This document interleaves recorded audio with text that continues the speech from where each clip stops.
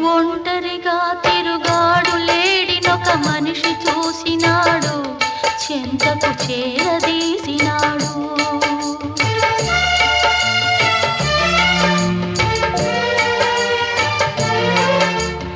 అభమో శుభమో తెలియని లేడి అతనిని నమ్మింది, తన హృదయం పరిచింది.